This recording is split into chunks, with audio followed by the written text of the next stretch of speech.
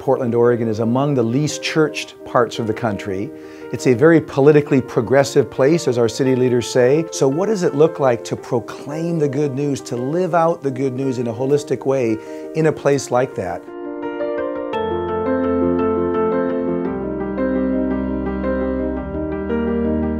I've really come to appreciate the sincerity and the interest in just being partners on improving people's lives and improving the community on which the churches exist.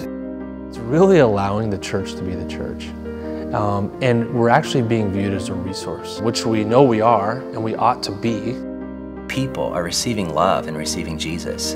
And it was all because we just really wanted to serve. How in the world can we connect all 471 schools in this greater Portland area with at least one church partner that says, that's my school? One of the first things I was told about Oregon was it was one of the most unchurched states in the nation.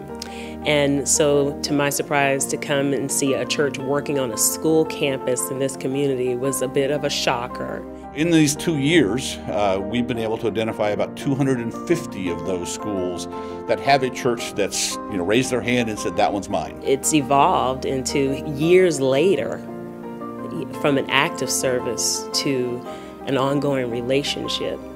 It's provided stability in a community that typically, experiences turnover, but to see that this has remained steady is a gift and a blessing. We want every school to know, hey, I've got this 1, 2, 3, 4 church partners that I know I can count on. They're part of what we're doing here. They're part of this school community. Embrace Oregon is an idea, it's a movement, and it really started with the idea that the community could come alongside with something tangible for children in this most vulnerable time of waiting.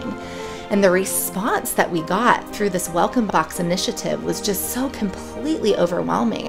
To see how God has used not only fostering those children and learning just how to love them and how special they are, but also doing renovations and remodels and foster parent nights out and all that stuff. And God kind of blew it up into this huge thing.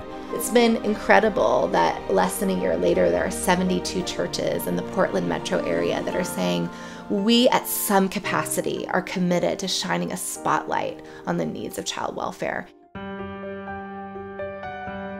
Churches are together saying, what does Portland look like in 20 years if we are together for the gospel? It has definitely improved people's lives, and it has definitely improved the city of Portland because of those efforts. The greatest way to soften hearts for the gospel is to be in relationship with people. We have to genuinely know them. They need to know us. It takes time, it takes energy. Jesus modeled that for us. All together we are the body, not just my individual local church, but all of us together. We're the body of Jesus in this city. And I think we're just scratching the surface as far as what we can do in collaboration.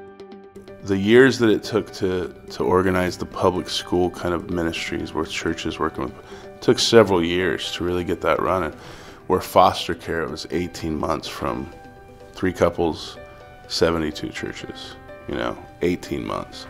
So that's powerful. You realize when the church is mobilized, it really is an unstoppable force.